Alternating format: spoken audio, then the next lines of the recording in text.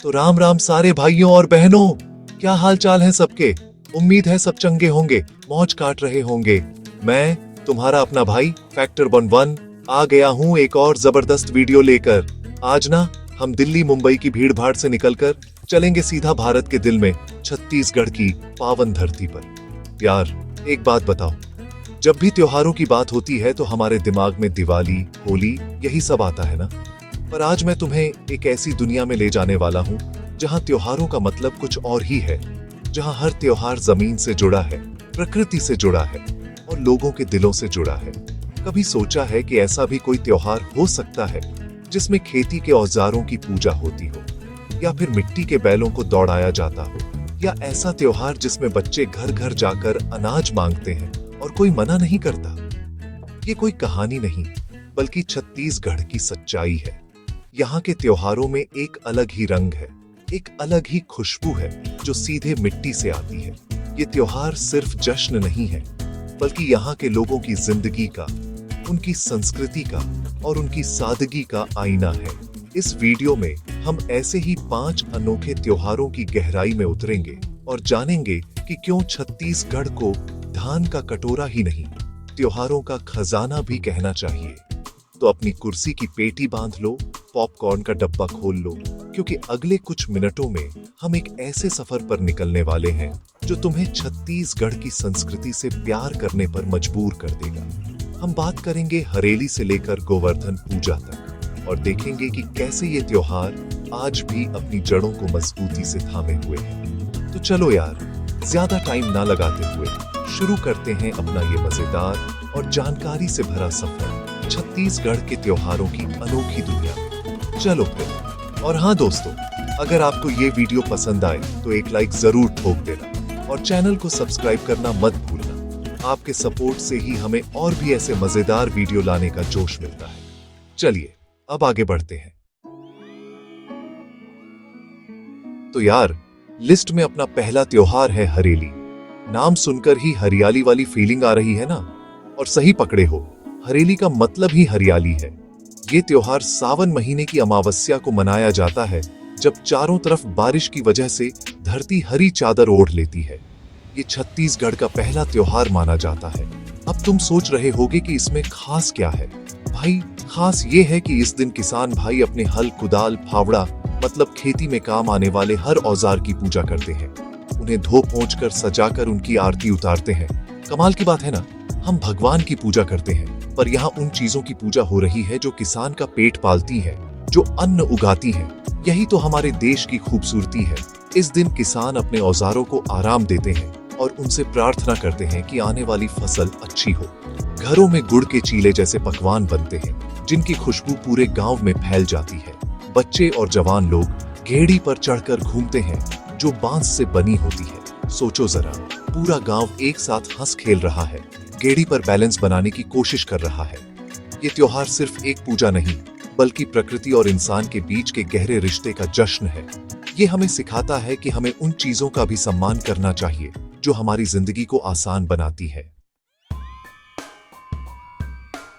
अब आते हैं अपने दूसरे त्योहार पर, जिसका नाम है पोला। ये त्योहार भादो महीने की अमावस्या को मनाया जाता है। पोला का त्योहार सीधा सीधा जुड़ा है खेती किसानी और पशुधन से। इस दिन असली बैलों को सजाया धजाया जाता है, उनकी पूजा की जाती है, उन्हें अच्छा अच्छा खाना खिलाया जाता है। ये एक तरह से उन बेजुबान जानवरों को धन्यवाद कहने का तरीका है जो साल भर खेतों में किसान के साथ मेहनत करते हैं। किसान के लिए तो उसका बैल उसके परिवार के सदस्य जैसा ही होता है, और पोला इसी रिश्ते का त्योहार है। ये बताता है कि हमारी संस्कृति में सिर्फ इंसानों का ही नहीं, जानवरों का भी कितना महत्व है। पोला का सबसे मजेदार हिस्सा होता है मिट्टी के बैलों की दौड़। बच्चे अपने अपने मिट्टी के बने रंग बिरंगे बैलों को, जिन्हें नंदी बैल कहते हैं, लेकर दौड़ लगाते हैं। पूरा माहौल एकदम जोश से भर जाता है। घरों में ठेठरी, खुरमी जैसे पारंपरिक छत्तीसगढ़ी पकवान बनते हैं। ये त्योहार ग्रामीण जीवन की आत्मा को दिखाता है, जहां मेहनत भी है, सम्मान भी है और साथ मिलकर जश्न मनाने का उत्साह भी है। ये सिर्फ एक त्योहार नहीं बल्कि छत्तीसगढ़ के लोगों का अपने पशुओं के प्रति प्यार और सम्मान का प्रतीक है। ये दिखाता है कि जिंदगी की दौड़ में हम अकेले नहीं हैं, हमारे साथ हमारे पशु भी हमारे साथी हैं। चलो भाइयों, अब बात करते हैं उस त्योहार की जो खास तौर पर हमारी बहनों और बेटियों के लिए है, तीजा, या जिसे हरतालिका तीज भी कहते हैं। ये त्योहार पोला के ठीक अगले दिन मनाया जाता है। इस त्योहार की खासियत ये है कि छत्तीसगढ़ में शादीशुदा महिलाएं अपने मायके आकर इस व्रत को रखती हैं। सोचो, पति की लंबी उम्र के लिए व्रत रख रही है, पर अपने माँ बाप के घर पर। यह परंपरा इस त्योहार को बहुत खास बना देती है। ये एक मौका होता है जब बेटी शादी के बाद वापस अपने पुराने घर आती है, अपनी सहेलियों से मिलती है, अपने माँ बाप के साथ वक्त बिताती है। ये सिर्फ एक व्रत नहीं, बल्कि रिश्तों की मिठास का त्योहार है। महिलाएं इस दिन निर्जला व्रत रखती हैं, मतलब पानी की एक बूंद भी नहीं पीती। रात भर जागकर भगवान शिव और माता पार्वती की पूजा करती हैं, भजन कीर्तन करती हैं। अगले दिन सुबह पूजा के बाद ही अपना व्रत खोलती है। इस त्योहार के लिए मायके वाले अपनी बेटी को लेने उसके ससुराल जाते हैं, जिसे लेने जाना कहते हैं। ये दिखाता है कि बेटी शादी के बाद भी बेटी ही रहती है और मायके में उसका मान सम्मान हमेशा बना रहता है। तीजा का त्योहार त्याग, प्रेम और परिवार के बंधन का एक बहुत ही सुंदर उदाहरण है। ये महिलाओं के सम्मान और उनके मायके से जुड़े गहरे भावनात्मक रिश्ते को दर्शाता है। यार, अब जो त्योहार आ रहा है ना, वो मेरा पर्सनल फेवरेट है। इसका नाम है छेरछेरा। ये त्योहार पौष महीने की पूर्णिमा को मनाया जाता है, जब धान की फसल कटकर घर आ चुकी होती है। मतलब किसान की मेहनत का फल मिल चुका होता है और अब बारी है खुशी बांटने की। इस दिन बच्चे और बड़े सब मिलकर टोली बनाकर घर घर जाते हैं और आवाज लगाते हैं, छेरछेरा, माई कोठी के धान ला हेर हेरा। इसका मतलब है छेरछेरा का त्योहार है, माँ अपनी कोठी का धान हमें भी दो। और कमाल की बात यह है कि कोई भी उन्हें खाली हाथ नहीं लौटाता। हर घर से उन्हें धान या पैसे दान में मिलते हैं। ये त्योहार हमें सिखाता है देने का सुख। जब किसान के घर अनाज का भंडार भर जाता है, तो वो अपनी खुशी को दूसरों के साथ बांटता है।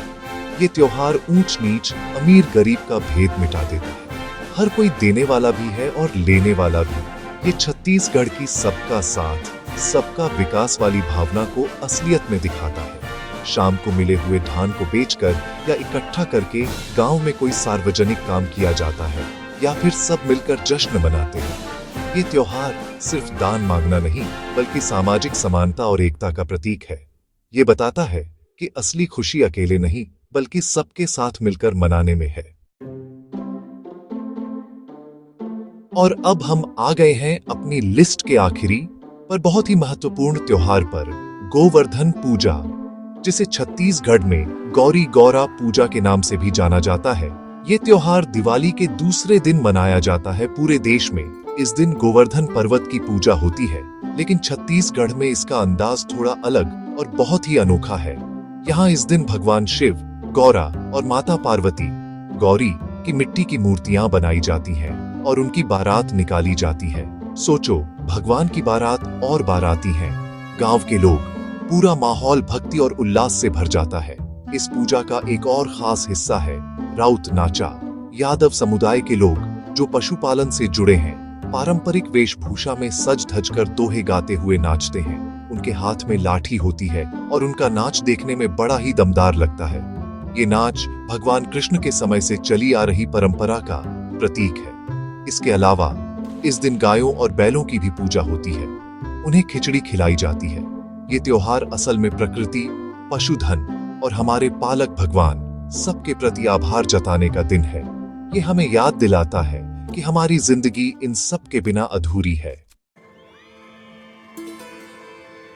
तो भाइयों और बहनों, ये था हमारा सफर छत्तीसगढ़ के कुछ अनोखे और दिल छू लेने वाले त्योहारों की दुनिया में। देखा तुमने कैसे हर त्योहार का एक गहरा मतलब है, कैसे हर त्योहार लोगों को एक दूसरे से और अपनी जमीन से जोड़ता है।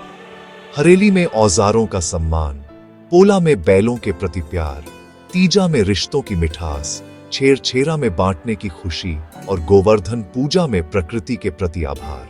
ये त्योहार सिर्फ कैलेंडर की तारीखें नहीं है, बल्कि ये छत्तीसगढ़ की आत्मा है, यहाँ के लोगों की जिंदगी की धड़कन है।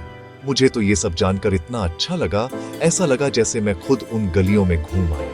अब तुम्हारी बारी है। मुझे कमेंट्स में जरूर बताना कि इन 5 त्योहारों में से तुम्हारा पसंदीदा कौन सा है, या अगर तुम छत्तीसगढ़ से हो तो अपने किसी और लोकल त्योहार के बारे में बताओ जिसके बारे में हम सबको जानना चाहिए। मुझे तुम्हारे कमेंट्स पढ़ने में बड़ा मजा आता है यार, सच में।